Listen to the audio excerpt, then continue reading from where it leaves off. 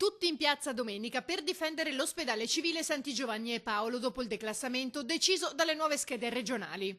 C'è una manifestazione di tutti i veneziani che andranno a difendere il proprio ospedale. Ringrazio tutti i cittadini che hanno aderito massicciamente e velocemente. Poi abbiamo invitato anche tutti i partiti, associazioni.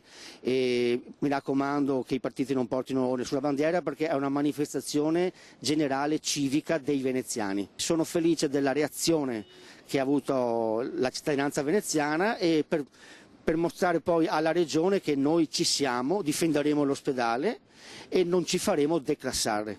L'appuntamento è alle 11 in campo Santi Giovanni e Paolo su iniziativa del Movimento per la difesa della sanità pubblica veneziana, venezia.com e Centro per i diritti del malato. Il declassamento significa sicuramente un minor riconoscimento per quanto riguarda le specialità, si passa da unità complesse ad unità semplici, quindi un definanziamento alle strutture, un definanziamento per quanto riguarda le macchine tecnologiche, una riduzione del numero del personale sia medico che infermieristico. Però qual è la rabbia?